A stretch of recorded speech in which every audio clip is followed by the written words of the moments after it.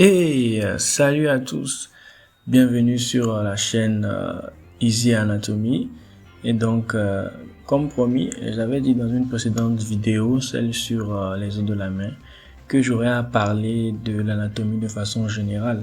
Mais comme le titre le montre très bien, nous allons faire une petite introduction à l'anatomie. Bonjour, bonsoir, selon le moment où vous regardez la vidéo.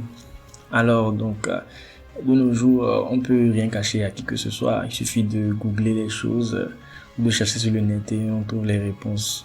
Mais bon, on va essayer de voir ce que c'est que l'anatomie de façon générale. Donc, on va commencer par définir l'anatomie. L'anatomie, c'est la science qui décrit la forme et la structure des organismes vivants. Donc, on va retenir deux éléments, la forme et la structure. Donc, l'anatomie, c'est très vague. Principalement sur cette chaîne, on va étudier l'anatomie humaine, qui est la description de la structure du corps des individus de l'espèce humaine, de leurs organes et de leur position. Alors, quand on parle d'anatomie humaine, il y a des sous-types d'anatomie. Et toujours sur cette chaîne, ce qu'on va principalement étudier, c'est l'anatomie descriptive et l'anatomie topographique.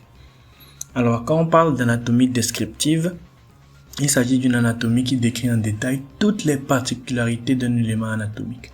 Donc on prend un élément anatomique particulier ou bien un élément anatomique donné et on le décrit dans son ensemble, c'est-à-dire toutes ses particularités. En anatomie descriptive, on a l'ostéologie pour les os, qu'on a déjà commencé sur cette chaîne, qu'on fait les anciennes vidéos.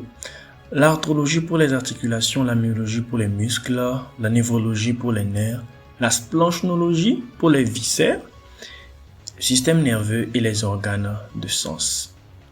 Alors, après avoir parlé donc de l'anatomie descriptive, on va parler de l'anatomie topographique. L'anatomie topographique, elle consiste à décrire des éléments anatomiques dans une région du corps et à donner les rapports qui existent entre les différents éléments anatomiques de cette région. Donc comme exemple, on peut prendre le thorax par exemple ou l'abdomen et là, on va étudier les différents éléments anatomiques qui sont dans l'abdomen et les rapports qu'ils ont les uns avec les autres. Ça permet d'avoir une vision d'ensemble en fait, une vision holistique de la constitution d'une région donnée du corps. Très bien. Alors on va continuer dans ce sens. Ça c'est ce qu'on peut dire sur l'anatomie de façon générale. Ensuite, on va entamer la partie du langage anatomique. Voilà. Quand on parle d'anatomie, il faut savoir que on utilise certains termes. Alors, pour bien les comprendre, on va examiner ce qu'est le langage anatomique. Alors, c'est pas très compliqué. Le langage anatomique se base sur certaines notions qu'on va entrevoir. D'abord, la position anatomique de référence. Pour décrire les éléments anatomiques, l'individu ou le corps humain qu'on décrit doit être placé dans une position donnée. C'est cette position-là qui est la position anatomique de référence. Il s'agit d'un individu qui est debout. Il regarde droit devant lui, les pieds joints, les membres supérieurs qui pendent le long du corps avec la paume des mains tournée vers l'avant. Donc les mains sont ouvertes, la paume, comme on l'a dit, est vers l'avant, le pouce est vers l'extérieur, c'est-à-dire vers l'extérieur. Je pense que ça se comprend. Et les doigts pointent vers le bas. Ça, c'est la position anatomique de référence. D'ailleurs, on peut la voir sur l'image, comme vous le voyez. Voilà, les pieds joints, les membres supérieurs qui pendent avec les paumes vers l'avant, les pouces vers l'extérieur. C'est ça, la position anatomique de référence. Ok. À part la position anatomique de référence, il faut également parler des axes de référence du corps. On les utilise très souvent en anatomie. D'abord, ces axes, il faut noter qu'ils sont orthogonaux. On a l'axe vertical. L'axe vertical, il est droit et il relie la tête et les pieds. Il passe par le sommet du crâne, par la colonne vertébrale et se termine entre les deux pieds joints. C'est l'axe vertical. L'axe sagittal, lui, il va de devant en arrière. Voilà, il va de devant en arrière. Voilà, il traverse le corps, il va de devant en arrière. Et l'axe horizontal part de gauche à droite ou inversement. Je pense que vous pouvez le voir sur l'image, l'axe sagittal de devant en arrière, l'axe vertical et bien sûr l'axe horizontal. Donc ce sont ces axes-là qu'on utilise en anatomie. Très bien, donc sur ce schéma, on voit que le corps n'est pas en position anatomique de référence parce que les membres supérieurs sont surélevés. Dans la position anatomique de référence, les membres supérieurs pendent le long du corps et les paumes sont tournées vers l'avant. Donc c'était juste un petit rappel pour voir si vous aviez remarqué. À part les axes de référence, on va voir les plans de référence. Voilà, très bien. Donc, en parlant du langage anatomique, on avait d'abord vu la position anatomique de référence. On est passé par les axes de référence. Et on va voir, disons en dernier, les plans de référence. Ces plans sont également orthogonaux. Il s'agit du plan sagittal, du plan frontal et du plan horizontal. Alors, le plan sagittal, c'est un plan vertical antéro-postérieur. Il va diviser le corps humain en position anatomique en deux moitiés symétriques, droite et gauche. Je vais passer une image, je pense qu'on le voit très bien là.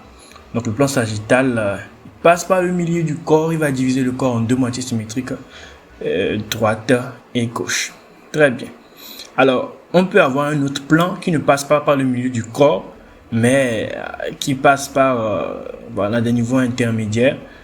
Eh bien, on parlera du plan parasagittal, mais il respecte quand même la direction du plan sagittal, c'est-à-dire qu'il est parallèle à celui-là. Le plan frontal, on l'appelle encore le plan coronal. Il est également vertical. Il divise le corps humain, toujours en position anatomique, en deux moitiés non symétriques antérieures et postérieures. Voilà, c'est ça. Donc, on aura une partie en avant et une partie en arrière, et bien entendu, elles ne sont pas symétriques. En dernière position, on a le plan horizontal ou le plan transversal. Le plan horizontal ou le plan transversal divise le corps humain en position anatomique en deux moitiés non symétriques également, une supérieure et une inférieure. Encore une fois avec l'image, ça se comprend clairement. Et voilà, c'est ça le plan transversal. Donc sur l'image, on voit carrément tous les plans là et je pense que ça se comprend. Maintenant, grâce à ces plans, ou bien en fonction de ces plans plutôt, il y a certains termes qui sont utilisés en anatomie et ces termes-là, on va les voir ensemble. Je vais, grâce à une image, vous expliquer mieux ces termes-là. Très bien. Alors, par rapport au plan sagittal, par exemple, quand une structure est plus proche, disons, du plan sagittal, elle est dite médiale. Quand elle est éloignée, elle est dite latérale. Donc, quand on prend deux structures et qu'on les compare par rapport au plan sagittal, celle qui sera plus proche du plan sagittal sera appelée une structure médiale, alors que celle qui sera plus éloignée du plan sagittal sera latérale par rapport à l'autre. Je pense que ça se comprend. Ok. Maintenant, une structure qui se trouvera dans le plan sagittal, cette structure est dite médiane, c'est-à-dire qu'elle se trouve dans le plan sagittal. Le plan sagittal traverse cette structure-là. Maintenant, par rapport au plan transversal, encore appelé le plan horizontal, on peut avoir une structure proximale ou distale. Proximale, c'est lorsque elle est plus proche du tronc, en fait. C'est ça. Lorsqu'elle est plus proche du tronc. Voilà. Donc, comme vous le voyez sur l'image, par rapport au pied, quand on prend le pied, la cuisse est proximale par rapport à la jambe, parce qu'elle est plus proche, du tronc.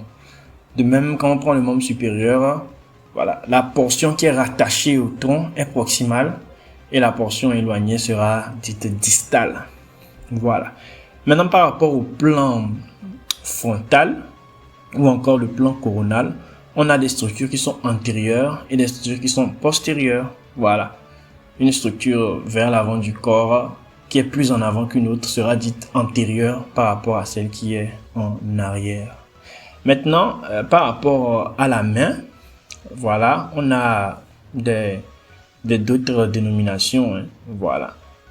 Dans la position anatomique, la partie de la main qui se voit en avant, la partie antérieure de la main, on parle de la face palmaire de la main. C'est le nom qu'on lui donne, la face palmaire. Et la partie postérieure, c'est la partie postérieure. Quand on prend le pied, la plante du pied, c'est-à-dire la partie du pied qui touche le sol, c'est la face plantaire, la partie plantaire du pied. Tandis que la partie du pied, qui est au-dessus, c'est la partie dorsale du pied. Très bien. Maintenant, on a également des structures, les termes crânial et caudal par rapport à la hauteur en fait. Donc une structure qui est située au-dessus d'une autre sera dite crâniale par rapport à celle qui est située en dessous. Donc voilà quelques termes qu'on utilise en anatomie. Je pense que si vous maîtrisez la position anatomique de référence, les plans, les axes et les termes, c'est bon. C'est bon. Vous avez maîtrisé le langage anatomique, vous pouvez comprendre quand on parle d'anatomie. Alors le dernier point qu'on va aborder, à part les généralités, le langage anatomique, c'est les couleurs. Alors les schémas en anatomie ne se dessinent pas n'importe comment. Ces schémas-là suivent des couleurs bien définies. Pourquoi? Eh bien, pour que, peu importe l'endroit du monde dans lequel on se trouve, quand on regarde un schéma, tout anatomiste puisse le déchiffrer. Donc, ces couleurs sont conventionnelles, elles sont utilisées partout. Alors, on va voir les couleurs qui reviennent le plus souvent. Le blanc, on l'utilise pour les os et le tube digestif lorsque la surface est noire. Voilà. Par exemple, sur un tableau noir, les os, on les dessinera en blanc, mais sur une feuille blanche, l'os sera en noir, de même que le tube digestif. Le bleu, on l'utilise pour les cartilages, pour les veines, en fait, pour tous les vaisseaux qui contiennent du sang pauvre en oxygène. Le rouge, on l'utilise pour les artères, également pour la synovie. Voilà, ce liquide-là qu'on retrouve au niveau des articulations. Et tous les vaisseaux chargés en oxygène sont représentés également en rouge. Le violet, on le trouve pour les nœuds et les conduits lymphatiques. Voilà, on les trouve pour les nœuds et les conduits lymphatiques. Le vert, il est utilisé pour les tendons des muscles, notamment pour les ligaments, pour les arcades fibreuses, pour les membranes et les fascias. Voilà, les fascias. Le fascia, c'est une enveloppe conjonctive en fait qui entoure une structure anatomique. Un fascia, c'est une enveloppe conjonctive qui entoure une structure anatomique. Très facile à chercher, vous pouvez taper pour avoir plus d'informations dessus. Et on va parler également du marron. Le marron pour les muscles. Les muscles qu'on voit le plus souvent en fait quand on parle d'anatomie, c'est, je pense, la partie qui revient en plus grande quantité.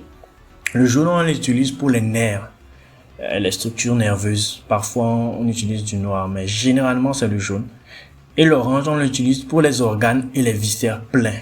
Donc, voilà, c'est quelques couleurs qui vont revenir le plus souvent dans les schémas que vous verrez sur cette chaîne. Donc, avec ces trois éléments, on a fini notre introduction en anatomie. Donc, les généralités, qu'est-ce qu'au juste l'anatomie, plutôt, et c'est quoi l'anatomie humaine, qu'est-ce qu'elle comprend. Voilà, le langage anatomique, pour parler d'anatomie, quelles sont les notions à avoir, et en dernière position, les couleurs. Voilà ce qu'on a vu. Donc, si vous maîtrisez ces éléments-là, c'est bon, c'est une bonne base, vous pouvez comprendre l'anatomie. Voilà, donc prochainement, la prochaine vidéo parlera de l'ostéologie. On verra un peu comment décrire les structures qu'on a déjà étudiées précédemment sur cette chaîne. Je vous invite à revoir les schémas parce que c'est ce qu'on va utiliser pour décrire les prochaines structures. Donc à la prochaine, portez-vous bien et on se dit à bientôt.